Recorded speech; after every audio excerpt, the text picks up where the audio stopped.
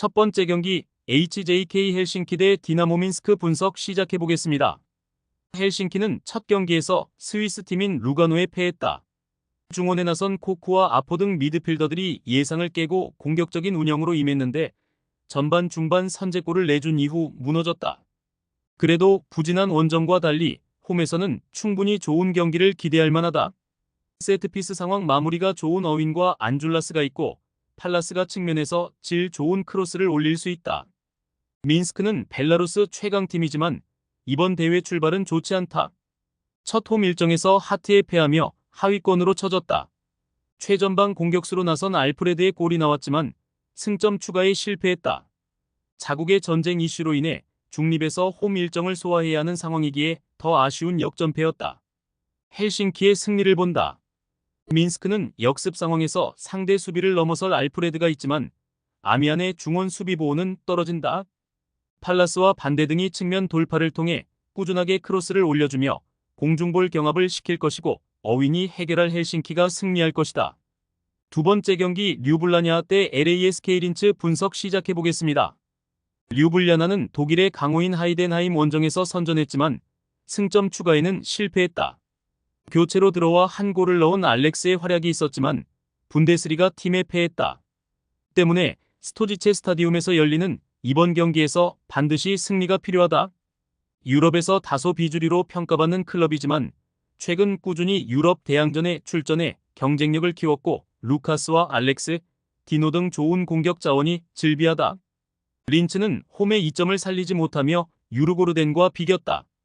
선발 중앙 미드필더로 출전해 골을 기록한 것은 물론 팀의 안정적인 중원 경쟁력을 보여준 베리샤의 활약이 있었지만 내용상으로는 외려 밀렸다. 류비치치와 줄리 등 최전방 투톱으로 나선 선수들의 발끝 감각도 아쉬웠다. 류블라냐의 승리를 본다. 린츠가 오스트리아의 강팀으로서 쉽게 물러서지 않을 건 분명하다. 베리샤와 모제스 등 공수의 중심을 잡아줄 선수들도 있다. 그러나 최종 수비 불안이 발목을 잡을 것이다.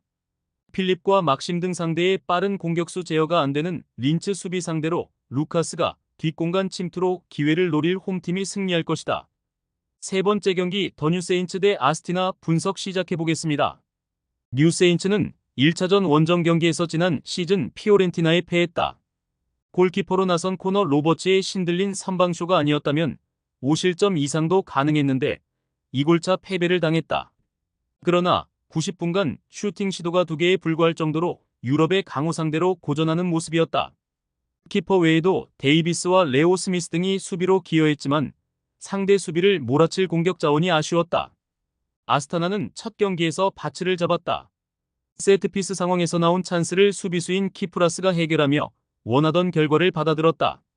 막스 에봉을 비롯해 보로고프스키 등 자국 국대에서 가장 중요한 선수들이 있는 팀인데 유로파 컨퍼런스 리그 출발이 좋다. 중립이지만 잉글랜드에서 펼쳐지는 원정이기에 패하지 않는 운영을 하려 할 것이다. 접전을 본다. 아스타나는 에봉이 중원의 라인을 내려 최종 수비와 최대한 간격을 유지할 것이다. 리더 역할을 할 마로슈킨과 함께 키프라스의 수비 헌신도 기대할 수 있다. 윌슨과 브래들리 등이 공격적으로 나설 뉴세인츠지만 승점 1점에 만족해야 할 경기다. 네 번째 경기 물라다 대 FC 루가노 분석 시작해보겠습니다. 물라다볼은 체코 리그 팀으로서 이번 컨퍼런스 리그에 나왔다. 그러나 첫 경기에서 패하며 출발이 아쉽다.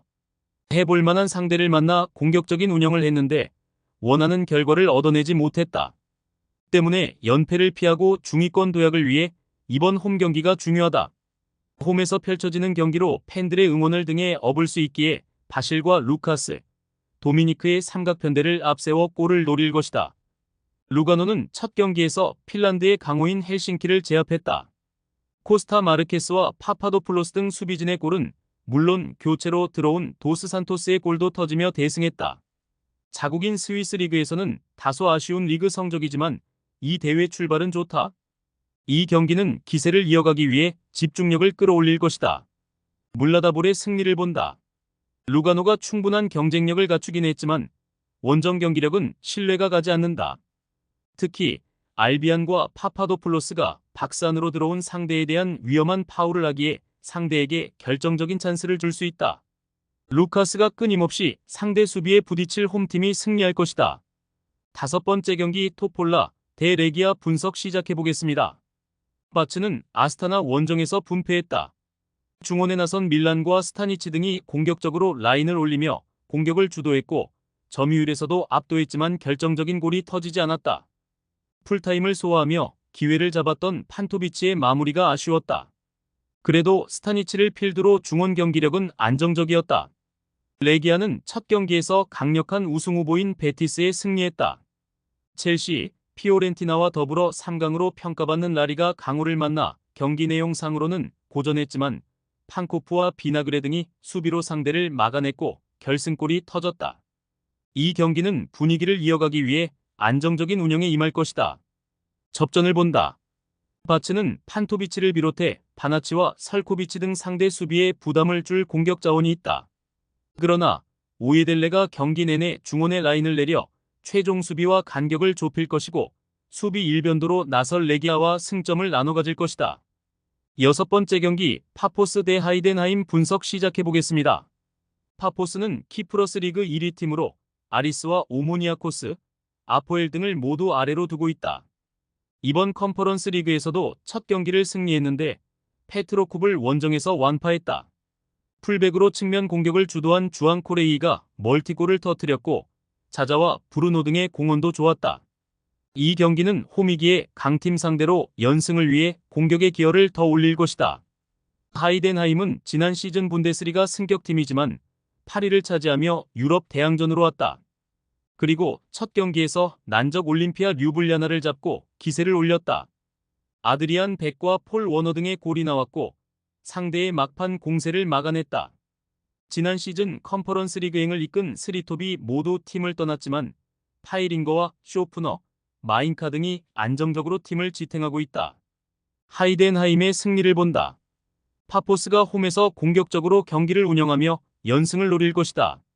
슈니치와 탄코비치 등이 공격적으로 중원의 라인을 올리며 기회를 볼 수 있다. 그러나 원정팀은 말로니와 쇼프너 등 중원에 나서 상대를 저지할 조합이 있다. 상대 공세를 막아내 역습으로 전환할 수 있고 브리닉과 시엔자가 기회를 노릴 원정팀이 승리할 것이다. 최종 조합은 영상 아래 고정 댓글로 말 걸어주시면 오늘 정보방에서 무료로 공유해드립니다. 제발 손해보면서 토토하지 말고 다같이 웃으면서 즐겁게 베팅합시다.